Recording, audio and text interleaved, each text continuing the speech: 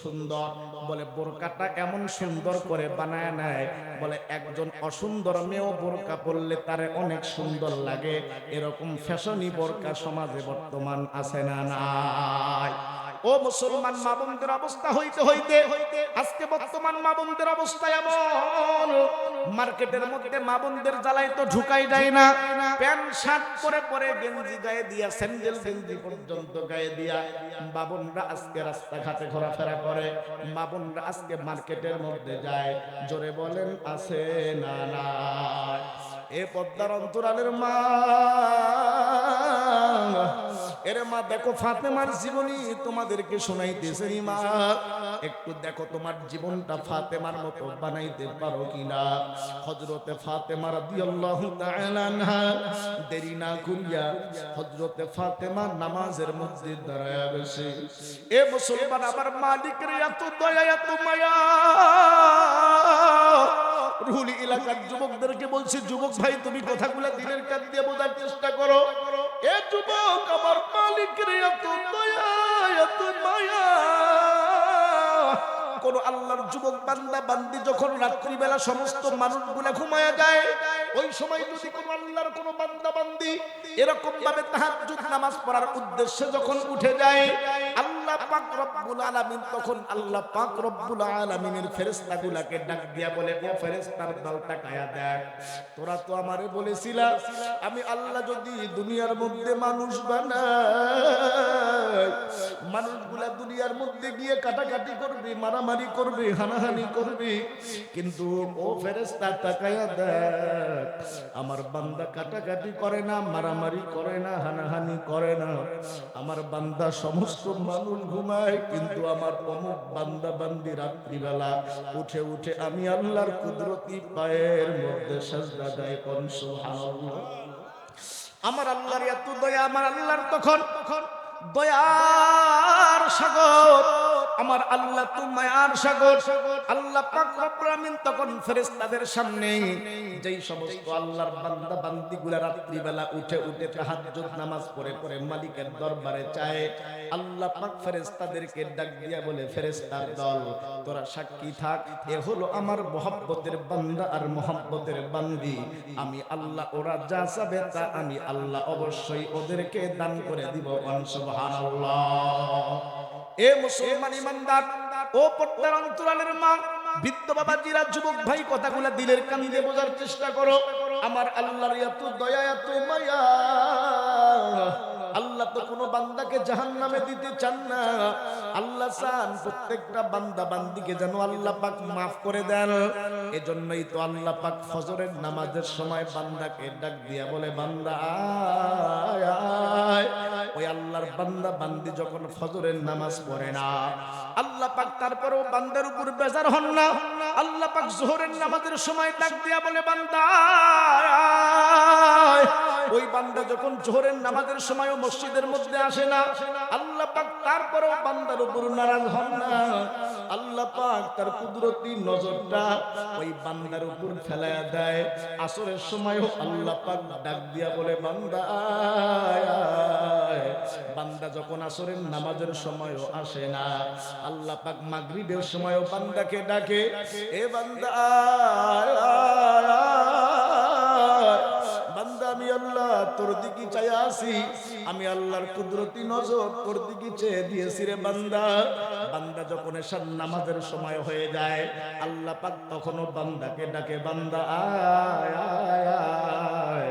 আল্লাহর কোন বান্দা যখন আল্লাহর ডাকে সাড়া দিয়া এশার নামাজ পড়ে মুসলমান, এরপরে কোন আল্লাহর বান্দা যখন আল্লাহর ডাকে সাড়া দিয়া এশার নামাজও পড়ে, ফজরের নামাজও পড়ে, আল্লাহর পয়গম্বর মুহাম্মদুর রাসূলুল্লাহ বলে, কোন আল্লাহর বান্দা যদি রাত্রিবেলা তাহাজ্জুদ নামাজ নফল নামাজ নাও পড়তে পারে, ফজরের নামাজ এশার নামাজ জামাতে পড়লে সারাটা রাত নফল নামাজ পড়ার সওয়াব ওই বান্দা বান্দির আমল নামায় দান করেন কে?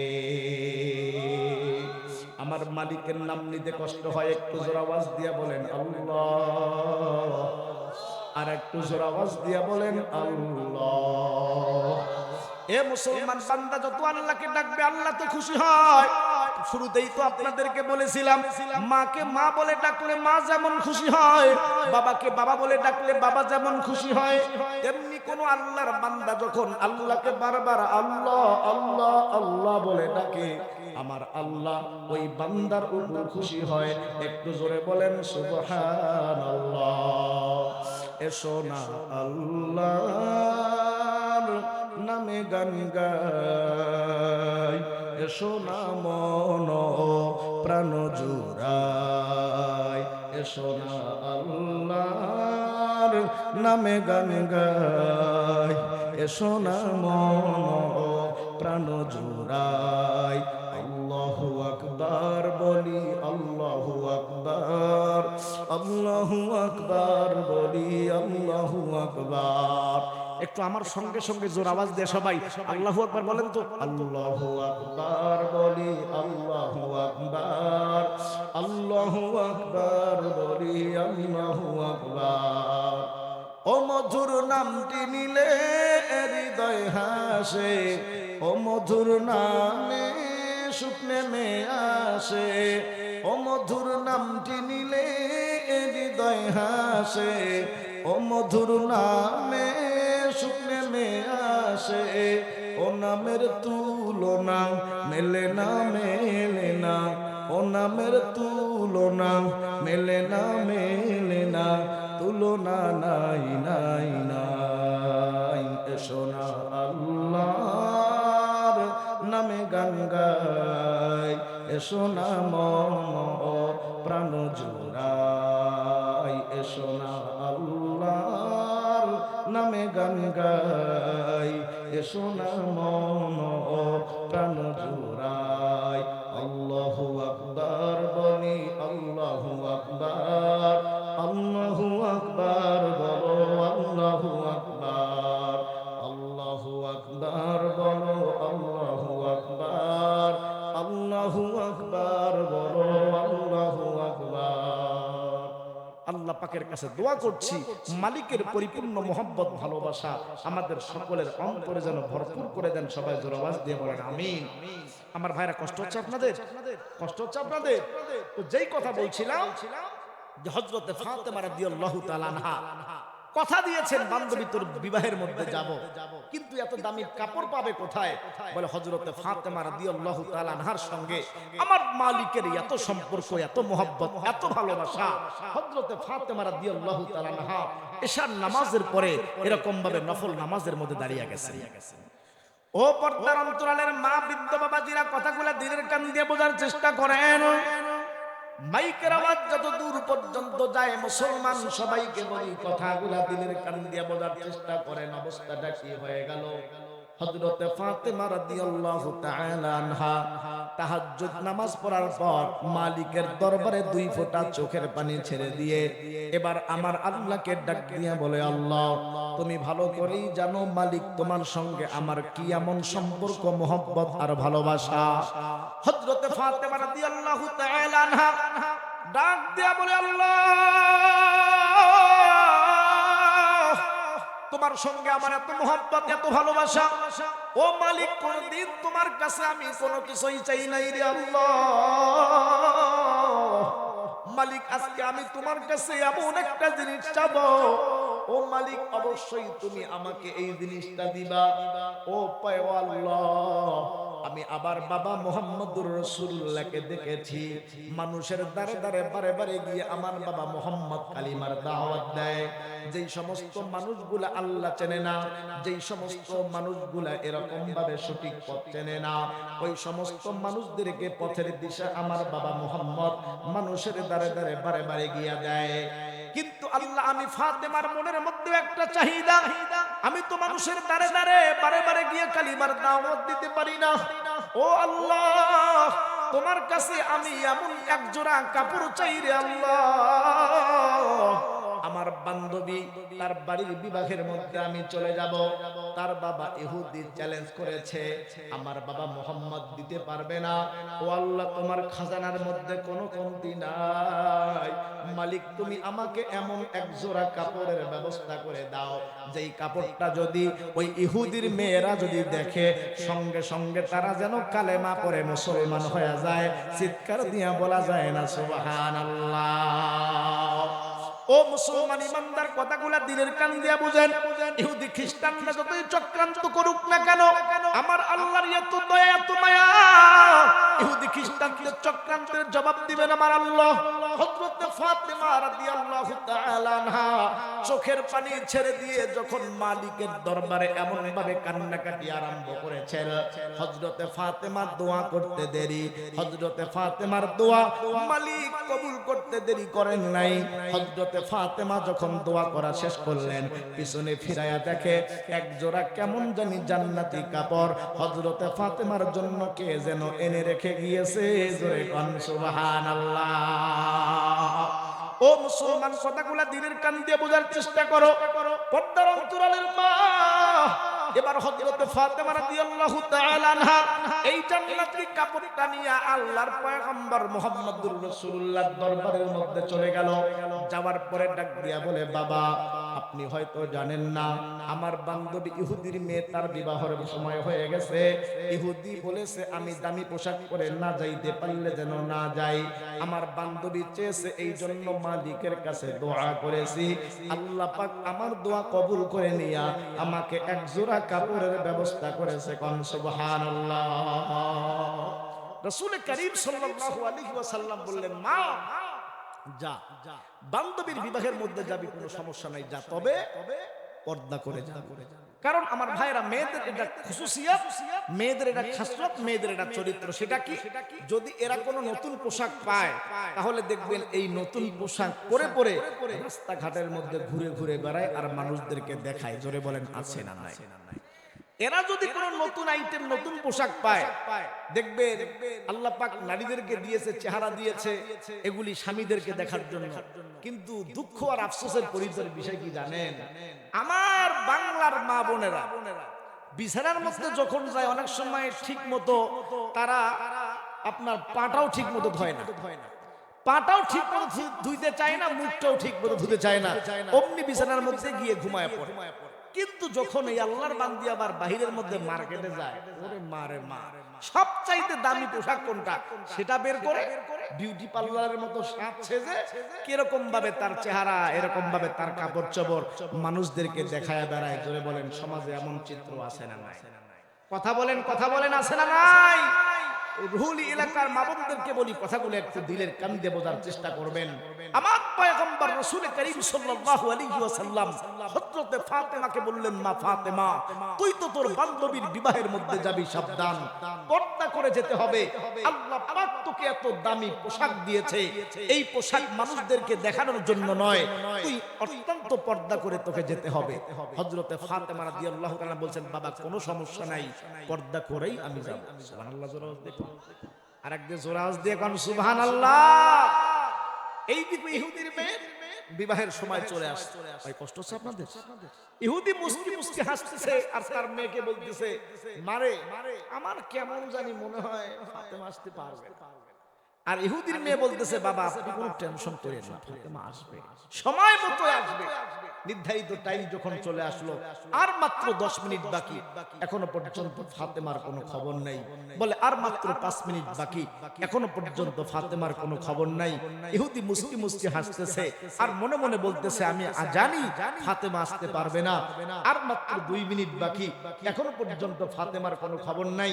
ইহুদির মেয়ের এরকম ভাবে চোখ দিয়ে পানি চলে আসছে, আরে আমার আজকে বিবাহের সময় আমার প্রাণের বান্ধবীটাকে যদি আজকে আমি না পাই, তাহলে আমার আজকে কাছে ভালো লাগবে না। ইহুদির মেয়ের চোখের মধ্যে পানি চলে আসছে, আর মাত্র 1 মিনিট বাকি, কিছুক্ষণের মধ্যে বিবাহ আরম্ভ হয়ে যাবে। ইহুদি মুস্কি মুস্কি হাসতেছে আর বলতেছে, মা আমি জানি তোর বান্ধবী এখানে আসতে পারবে না, কারণ মুহাম্মদ তো গরিব, ওর এত দামি পোশাক দিবে কোন জায়গা থেকে। আর মাত্র আধা মিনিট বাকি, এখনো পর্যন্ত ফাতেমার খবর নাই।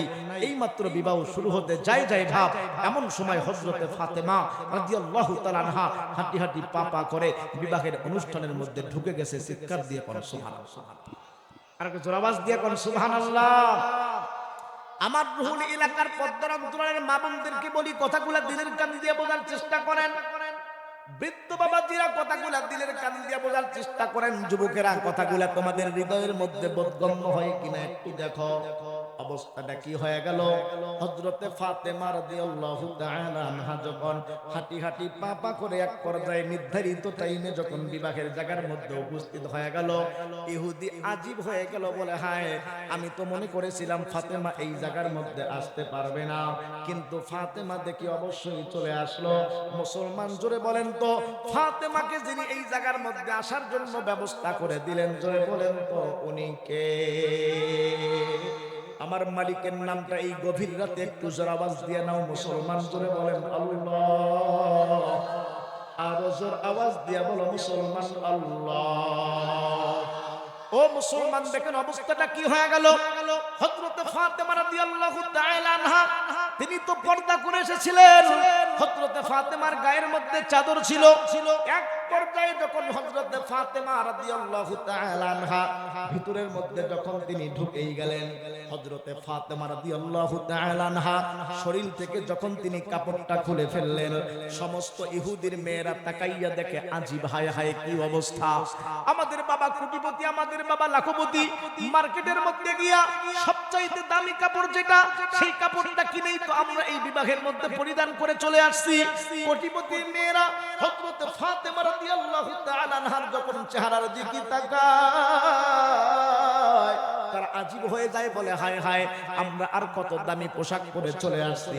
ফাতেমার শরীরের মধ্যে যেই পোশাক দেখা যায়, বলে ফাতেমার পোশাকের কাছে আমাদের পোশাকের কোনো মূল্যই নাই, সবচাইতে দামি পোশাক পরে ফাতেমা চলে আসছে। একটু জোরে বলা যায় না সুবহানাল্লাহ। সমস্ত ইহুদির মেয়েরা আজীব হয়ে গেল। ফাতেমার পোশাক দেখে তারা অত্যন্ত পছন্দ করে ফেললো, কারণ মেয়েদের অবস্থা তো এমন, বাজারের মধ্যে যদি কোনো নতুন প্রোডাক্ট চলে আসে, তাহলে মেয়েরা সব সময় চায় বাজারের নতুন প্রোডাক্টটাকে কার আগে সবার চাইতে কিনতে পারবে। প্রয়োজনে স্বামীর টাকা চুরি করে হোক, প্রয়োজনে বাবার টাকা চুরি করে হোক, বা যে কোনো ভাবেই হোক না কেন, বাবার কাছে ধন্না দিয়ে হোক, স্বামীর কাছে ধন্না দিয়ে হোক, যেভাবেই হোক না কেন, নতুন প্রোডাক্ট যদি বাজারের মধ্যে আসে, আমার বাংলার মা বোনেরা সেই পোশাকটা কেনার জন্য ব্যস্ত হয়ে যায়। জোরে বলেন ঠিক কি না? বাংলার জমিনে তো পেপার পত্রিকায় আমরা এমনও খবর পেয়েছি, পাখি ড্রেস যে বের হয়েছিল এক সময়, বলে পাখি ড্রেস দেয় নাই জন্য আল্লাহর বান্দি আত্মহত্যা করে জীবনটাই দিয়ে দিছে। জোরে বলেন এমন খবর আপনারা শুনেছেন কি শোনেন নাই? এই হলো আমাদের বাংলার মা বোনদের অবস্থা, সামান্য পোশাকের জন্য জীবনটা পর্যন্ত দিয়ে দেয়। মা বোনদের অবস্থা এমন, নতুন কোন প্রোডাক্ট যদি বাজারে আসে, এরা চায় কেমনে সবার আগে সেই পোশাকটা কিনে আগে নিজের গায়ের মধ্যে পরবে। হযরতে ফাতেমাকে বলতেছে, বোন ফাতেমা এত দামি পোশাক তুই কোন জায়গায় পাইলি? এরকম পোশাক তো আমরা জীবনে কোনোদিন দেখি নাই। আরে দেখবে কোন জায়গা থেকে? এ পোশাক তো দুনিয়ার পোশাক নয়, এ পোশাক তো জান্নাত থেকে সরাসরি মালিক পাঠিয়ে দিয়েছে। চিৎকার দিয়ে বলেন সুবহানাল্লাহ। আর একটু জোরে আওয়াজ দিয়ে বলেন সুবহানাল্লাহ। দেখেন অবস্থা কি হয়ে গেল। বলে বোন ফাতেমা তুই কোন জায়গার মধ্যে এই পোশাকটা পাইছো, একটু আমাদেরকে বল। আমাদের বাবার প্রয়োজনে যা আছে সব দিয়ে হলেও তোর মতো এই দামি পোশাকটা আমরা চাই। বলে কোন জায়গা থেকে পাইছো? বলে কিনে নিয়ে আসছি। বলে কোন মার্কেট থেকে নিয়ে আসছো? বলে এমন মার্কেট থেকে নিয়ে আসছি, বলে যেই মার্কেট তোমরা কেউ চিনবা। যেই হযরতে ফাতেমা বলছে মার্কেট চিনবা না, বোঝার জন্য বলতেছি। বলে বোন তুই কি কস? মার্কেট চিনি না মানে? এই এলাকার এমন কোন মার্কেট আছে, জেলার এমন কোন মার্কেট আছে আমরা চিনি না? নিউ মার্কেট থেকে শুরু করে যত রকমের মার্কেট আছে সব মার্কেট আমরা চিনি। আমাদের বাংলার মা বোনদের কাছে তো মার্কেটের ম্যানেজারের মোবাইল নাম্বারও থাকে। জোরে কোন ঠিক কি না?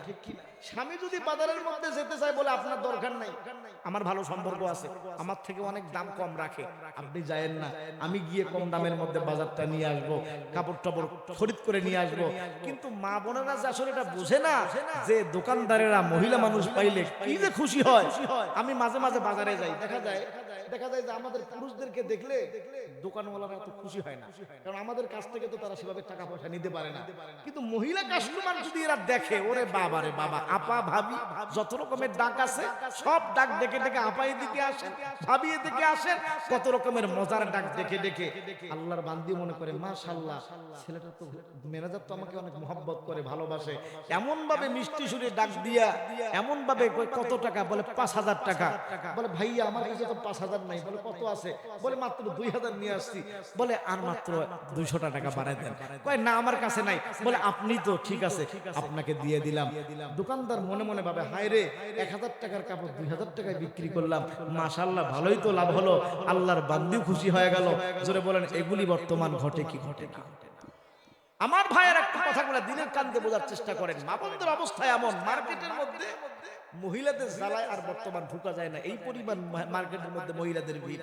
ফাতেমাকে বলতেছে কোন মার্কেট থেকে কিনছো, চিনি না মানে সব মার্কেট চিনি, ম্যানেজারের মোবাইল নাম্বার পর্যন্ত আছে, বল কোন মার্কেট থেকে নিয়ে আসছিস। হযরতে ফাতেমা বলছে এটা যেমন তেমন কোনো মার্কেট না, এই মার্কেটে ঢুকতে হলে নির্ধারিত একটা রাস্তা আছে, ওই রাস্তার মধ্যে তোকে উঠতে হবে। এই মার্কেট, এই কাপড়টা নিতে হলে তোমাকে নির্দিষ্ট একটা মার্কেটে যেতে হবে, ওই মার্কেটের মধ্যে নির্দিষ্ট একটা দোকান আছে, সেই দোকানে যাইতে হবে। মার্কেটে ঢুকতে গেলেও বিনা পারমিশনে ঢোকা যাবে না, তোমার আইডেন্টি কার্ড লাগবে। আইডেন্টি কার্ড যদি দেখাইতে পারো তাহলে তুমি মার্কেটে ঢুকতে পারবা, নতুবা মার্কেটে ঢুকতে পারবা না। সমস্ত ইহুদির মেয়েরা ডাক দিয়া বলে বোন ফাতেমা কোন মার্কেট, কি আইডেন্টি কার্ড, কি লাগবে সবগুলা বল, যা লাগবে সবগুলার ব্যবস্থা করব। তারপরেও বোন ফাতেমা এই কাপড়টা অবশ্যই আমরা চাই, আমার বাবাকে যেরকম ভাবে হোক বুঝাবো, তারপরেও তোর এরকম ভাবে দামি সুন্দর কাপড়টা আমরা অবশ্যই সবাই চাই। হযরতে ফাতেমা রাদিয়াল্লাহু তাআলা আনহা ডাক দিয়া বলে বল ভালো করে শুনে নাও, আমার এই কাপড়টা নিতে চাইলে তোমাদেরকে নির্দিষ্ট একটা মার্কেটের মধ্যে যেতে হবে। ওই মার্কেটটার নাম হলো জান্নাত। জান্নাতের যেই মার্কেট আছে সেই মার্কেটের ভিতরের মধ্যে একটা দোকান আছে, ওই দোকানের নাম হলো জান্নাতুল ফেরদাউস। এ বোন ভালো করে শুনে নাও, ওই জান্নাত নামক মার্কেটে ঢুকতে চাইলে তোমার একটা পরিচয় পত্র লাগবে, তোমার একটা আইডেন্টি কার্ড লাগবে। সেই আইডেন্টি কার্ডের নাম হলো লা ইলাহা ইল্লাল্লাহ মুহাম্মাদুর রাসূলুল্লাহ। ও মুসলমান, কথাগুলা দিলের কান দিয়ে বোঝার চেষ্টা করেন। হযরতে ফাতেমা রাদিয়াল্লাহু তাআলা আনহা তো আগেই আল্লাহ পাক রব্বুল আমিনের দরবারে ডাক দিয়া বলেছিলেন যে আল্লাহ তুমি আমাকে এমন একটা কাপড় দান করবা মালিক, এই কাপড়টা আমি সাজসজ্জার জন্য তোমার কাছে চাই না। আমার বাবা মুহাম্মদ মানুষের দ্বারে দ্বারে বারে বারে গিয়ে কালেমার দাওয়াত দেয়, আল্লাহ আমি ফাতেমাকেও তুমি এমন একটা কাপড় দাও যেই কাপড়টা দেখে যেন ইহুদির মেয়েরা সঙ্গে সঙ্গে তারা যেন কালিমা পড়ে মুসলমান হয়ে যায়। ও মুসলমান, ফাতেমা চেয়েছে, মালিক কবুল করেছে। চিৎকার দিয়া বলেন সুবহানাল্লাহ। মুসলমান, কথাগুলো দিনের কান দিয়ে বোঝার চেষ্টা করো। ও পদ্মার অন্তরালের মা, মাইকের আওয়াজ যাদের কান পর্যন্ত যায় মা, কথাগুলো দিনের কান দিয়ে বোঝার চেষ্টা করো।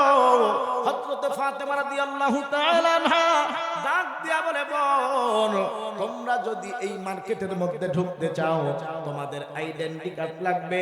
সেই আইডেন্টি কার্ডের নাম হলো লা ইলাহা ইল্লাল্লাহ মুহাম্মাদুর রাসূলুল্লাহ। এ বোন তোমরা ভালো করে শুনে নাও, শুধুমাত্র কেবলমাত্র আইডেন্টি কার্ড হলেই হবে না, তোমাকে নির্ধারিত একটা পথ আছে, যেই পথ দিয়া তোমাকে ওই রাস্তা পর্যন্ত যাইতে হবে। এবার ইহুদির মেয়েরা ডাক দিয়া বলে, বোন ফাতেমা, কি সেই পথ, সেই পথের কথা আমাদেরকে বলো। ওই পথ দিয়ে আমরা যাব, সেই আইডেন্টি কার্ডও নিব, পথের মধ্যে উঠব এবং আমরা ওই মার্কেটের মধ্যে ঢুকব। হযরতে ফাতেমা রাদিয়াল্লাহু তাআলা আনহা ডাক দিয়া বলে, বোন ভালো করে শুনে নাও, ওই পথের নাম হলো ইহদিনাস সিরাতাল মুস্তাকিম। এ বোন, ওই পথের নাম হলো সিরাতে মুস্তাকিম। ও মুসলমান, সেই কথাটা শুরুর মধ্যেই বলেছিলাম, যখন বান্দা নামাজের মধ্যে দাঁড়ায় প্রত্যেকটা ওয়ার্ড বলে আর আল্লাহ পাক রব্বুল আমিন বান্দার সঙ্গে কথা বলে। বান্দা যখন বলে ইয়্যাকা না'বুদু ওয়া ইয়্যাকা নাস্তাঈন, আল্লাহ বলে এই আয়াত অর্ধেক আমার, অর্ধেক বান্দার। ওয়ালি আবদি মা সাআলা, আমার বান্দা যা চাবে আমি আল্লাহ তাই দিব। আল্লাহ বলে, বান্দা তুই কি চাবা নে, আমি আল্লাহ তোরে শিক্ষা দিলাম। আল্লাহ বলে, বান্দা বল ইহদিনাস সিরাতাল মুস্তাকিম। এ বান্দা, এই সিরাতে মুস্তাকিমটা এমন একটা পথ, যদি কোন আল্লাহর বান্দা, আল্লাহর বান্দি সিরাতে মুস্তাকিম যদি পেয়ে যায়, তাহলে আল্লাহ পাক রব্বুল আলামিন ওই আল্লাহর বান্দা বান্দির জন্য জান্নাতের পথ আসান করে দেয়। চিৎকার দিয়ে বলা যায় না সুবহানাল্লাহ? আর একটু জোর আওয়াজ দিয়ে কোন সুবহানাল্লাহ।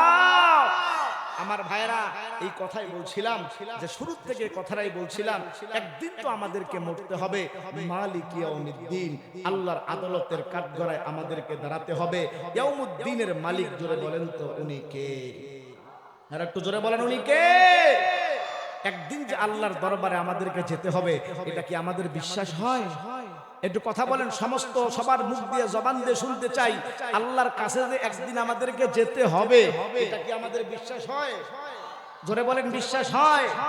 ও মুসলমান, তোমার যদি এই কথা বিশ্বাস হয় আল্লাহর আদালতে তোমাকে দাঁড় হতে হবে, তাহলে যুবক তুমি তাহলে আল্লাহর অবাধ্য হও কেন? তুমি যদি যুবক জানো আল্লাহর আদালতে তোমাকে দাঁড় হতে হবে, তাহলে যুবক তুমি বেপরদায় চলে কেন? যুবক তুমি যদি জানো মালিকের দরবারে দাঁড় হতে হবে, এ মা বোনেরা আপনারা বেপরদায় চলেন কেন? আপনারা নামাজ পড়েন না কেন? রোজা রাখেন না কেন? হজ করেন না কেন? যাকাত দেন না কেন? আল্লাহর বিরোধিতা কেন করেন? বলে যদি কেউ প্রকৃতপক্ষে আসলেই আল্লাহ পাককে ভয় করে আল্লাহর আদালতে দাঁড় হতে হবে, এই কথা 100% কারো অন্তরের ভিতরে যদি থাকে, সে কখনো গুনাহ করতে পারে না। জোরে বলেন ঠিক কিনা? আপনারা কি মনে করেন? একজন লোক, কথার কথা উদাহরণস্বরূপ আপনাদেরকে বলছি, যদি আপনাদের উপরে যারা আছেন তারা যদি জানে, আপনি যদি মনে করেন আমি অপরাধটা করলে ওনাকে আমার জবাবদিহি লাগবে, ওনার কাছে জবাব দেওয়া লাগবে, নইলে আমার বিচার হবে, তাহলে কখনোই যেই বান্দা এ কথা জানবে আমার উপরস্থ যারা আছেন তাদেরকে আমি যা করছি তার জবাব দেওয়া লাগবে, তাহলে সে কখনো অপরাধ করবে না। ঠিক তদ্রূপ যে আল্লাহর বান্দির দিলের মধ্যে এই আত্মার বিশ্বাস থাকবে, আমার মালিকের দরবারে আমাকে যেতে হবে, মালিক আমাকে তো জিজ্ঞাসা করবে, তখন আমি মালিকের দরবারে কি জবাব দিব? বলে এই আল্লাহর বান্দা বান্দিও কোনো গুনাহ করতে পারে না। জোরে ঠিক কিনা? আমি যে আয়াত পড়েছিলাম, যে আয়াতের মধ্যে আল্লাহ পাক রব্বুল আলামিন রাসূল করিম সাল্লাল্লাহু আলাইহি ওয়াসাল্লামের যে বিবিরা ছিলেন, আমার ভাইরা, আল্লাহ রাসূল সাল্লাল্লাহু আলাইহি ওয়াসাল্লামের বিবিরা এক সময় আমার রাসূল সাল্লাল্লাহু আলাইহি ওয়াসাল্লামের কাছে এসে একটা আবেদন করলেন। বলে কি আবেদন? বলে ইয়া রাসূলুল্লাহ, আমরা রোম এবং পারস্যের বিবিদের দিকে লক্ষ্য করে দেখেছি, ইয়া রাসূলুল্লাহ, রোম এবং পারস্যের বাদশার বিবিরা তারা এত সুন্দরভাবে চলাচল করে, তাদের গাড়ির অভাব নাই, বাড়ির অভাব নাই, কোনো কিছুর অভাব নাই। ইয়া রাসূলুল্লাহ, আমরা তো মুহাম্মদুর রাসূলুল্লাহর স্ত্রী, সমস্ত পৃথিবীর এরকম ভাবে সাইয়্যিদুল মুরসালিন, খাতামুন নবিয়্যিন, সমস্ত নবীদের সরদার, এমন একজন নবীর আমরা বিবি। ইয়া রাসূলুল্লাহ, তাহলে আমাদের জীবন যাপন এরকম হবে কেন? আপনি যদি কিছু মনে না করেন, আপনি আমাদেরকে যে ভরণ পোষণ যতটুকু দেন, একটু আমাদের ভরণ পোষণটা একটু আপনি বাড়ায়া দেন, তাহলে আমাদের জন্য অনেক সাশ্রয় হয়, অনেক সুবিধা হয়। আমার রাসূল সাল্লাল্লাহু আলাইহি ওয়াসাল্লাম আম্মা জানদের এই কথা শুনে আমার রাসূল এত নারাজ হয়ে গেলেন আর বললেন, হায়, তোমরা তোমাদেরকে রোম আর পারস্যের বাদশার বিবিদের মতো মনে করেছো, আসলে তোমরা তো রোম আর পারস্যের বাদশাদের বিবির মতো নও।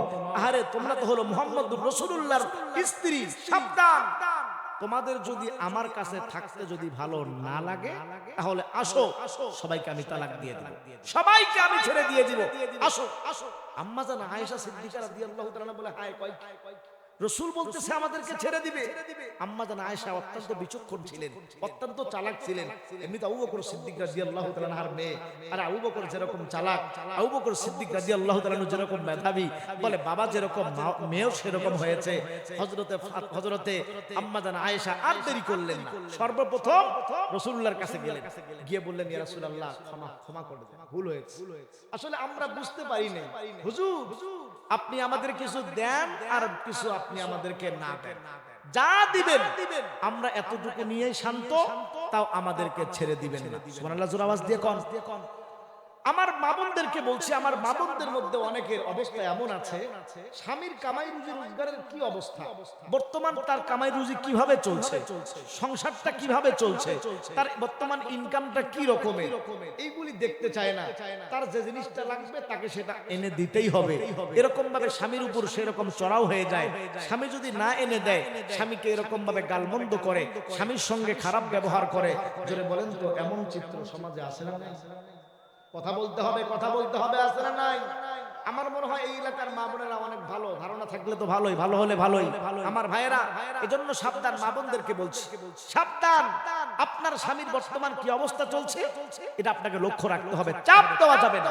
আমার রাসূল সাল্লাল্লাহু আলাইহি ওয়াসাল্লামকে যখন আম্মা জাননার চাপ দিয়ে দিলেন, আমার রাসূল সাল্লাল্লাহু আলাইহি ওয়াসাল্লাম বললেন যদি ভালো না লাগে চলে যেতে পারো, কোনো সমস্যা নাই।